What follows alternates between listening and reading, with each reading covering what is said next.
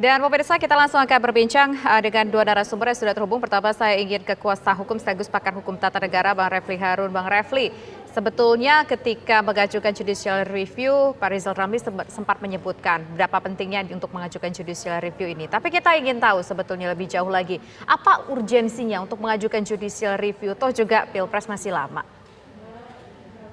Iya, kalau kita bicara urgensi ya, kita bicara mengenai pembangunan sistem pemilu yang demokratis ya, yang tidak kriminal kalau dalam istilah Rizal Ramli, di mana harus diberikan kesempatan seluas-luasnya kepada partai politik peserta pemilu dan kepada calon-calon untuk bisa bersaing dalam kontestasi presiden dan wakil presiden. Jalannya itu ada dua. Pertama melalui putusan MK dengan menghapuskan presidensial threshold, atau yang kedua melalui keputusan DPR yang menghilangkan presidensial threshold dalam undang-undang yang sekarang berlaku, kan begitu. Nah, ini siapa duluan saja. Kalau kita ke MK, harapannya kalau sudah ada putusan MK, maka DPR nanti mengikuti MK. Karena kita tahu bahwa 2021 ini kan akan dimulai lagi pembahasan undang-undang pemilu. Dan kita tahu bahwa persiapan pemilu itu, walaupun pemilunya 2024, itu kick off-nya itu biasanya 2 tahun sebelumnya.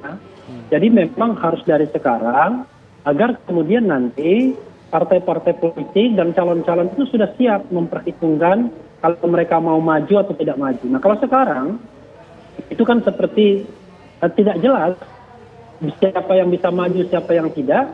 Itu sangat tergantung oligarki partai politik saja. Kekuatan yang memborong partai politik, maka dia bisa mengajukan calon presiden. Sisanya tidak bisa. Kita lihat bahwa pemilu 2014, 2019 ya, ada beberapa calon yang disebut, akhirnya tidak bisa mengajukan diri sebagai calon presiden, karena keretanya sudah diborong, kira-kira begitu. Dengan pemberlakuan presidensial threshold. Baik, saya ingin lempar ke Bang Hanta. Tadi Bang Refli bilang harus dari sekarang nih untuk sebelum kick off di 2 tahun sebelum dari Pilpres. Apa kemudian dampaknya yang bisa dirasakan oleh kita lah sebagai warga jika kemudian ada keputusan mengenai presidensial threshold ini? Ya, betul. Kepastian terkait dengan regulasi pemilu itu harus segera. Ini jangankan menunggu 2 tahun. Soal Pilpres sudah ramai, soal Capres sudah ramai sejak sekarang. Dan 2021 ini akan semakin ramai bicara soal kandidasi, dan tentu sebelum bicara kandidat tentu adalah soal aturannya. Nah, soal ambang batas pencalon presiden ini kan bukan hal baru.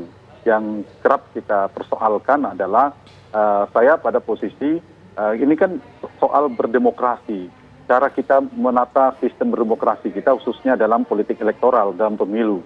Yang pertama, kalau saya sedikit membedah tentang lebih banyak manfaat secara politik, moderat atau manfaatnya, tentu ini kalau dianalisa, kita melakukan kajian, ini mudarat politiknya jauh lebih besar kepada sistem berdemokrasi kita, kepada hak warga negara, kepada orang-orang terbaik di Republik ini yang ingin mencalonkan jadi calon presiden. Ya, kan di Undang-Undang Dasar pasal 6A itu jelas sekali ayat 2 itu adalah setiap partai politik. Nah, kenapa tidak dikembalikan partai yang sudah melalui mekanisme yang sangat cukup berat, ketat, itu yang terpilih menjadi partai peserta pemilu, itu diberikan sesuai Undang-Undang Dasar memiliki hak untuk mengusung calon presiden. Nah, yang terjadi jika ada ambang batas apalagi 20%, ini sudah ada oligarki kuadrat. Jadi proses kandidasinya ini mengalami oligarkis kandidasi. Saya mengistilahkan proses kandidasinya itu sangat oligarkis. Ini yang memberikan dampak negatif kerugian yang sangat besar kepada sistem kita berdemokrasi.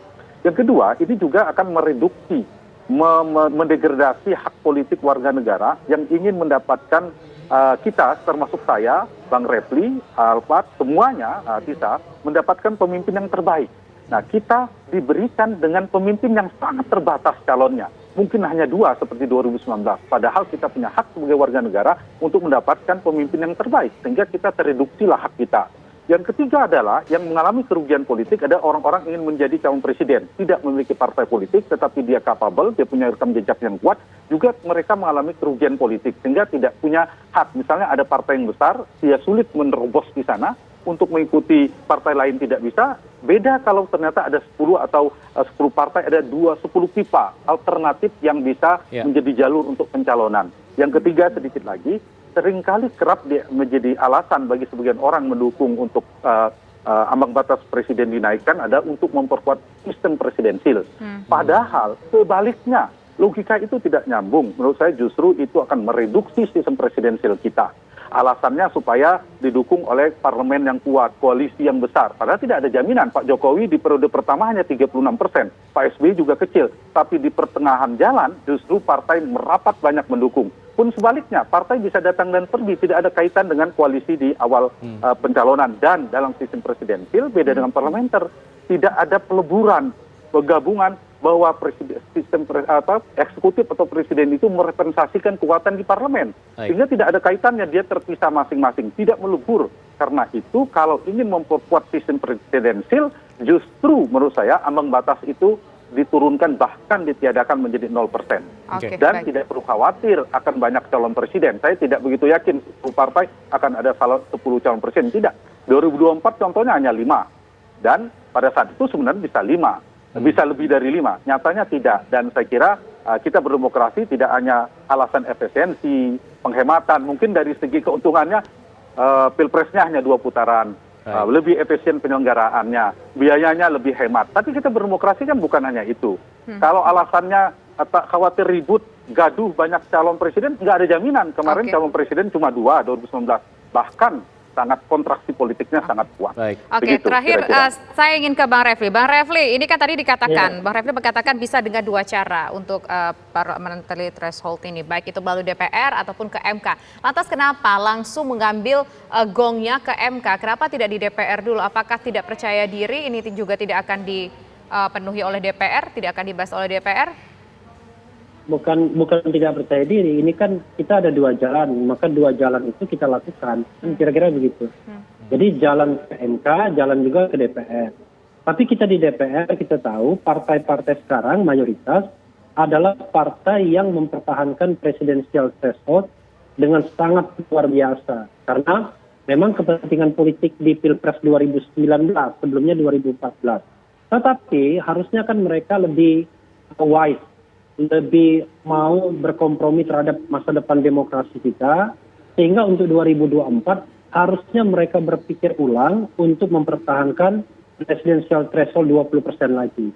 Kecuali kalau mereka berpikir bahwa demokrasi kita masih tetap dikuasai oleh cukong-cukong, ya, demokrasi percukongan, dan demokrasi yang elitis oligarkis begitu.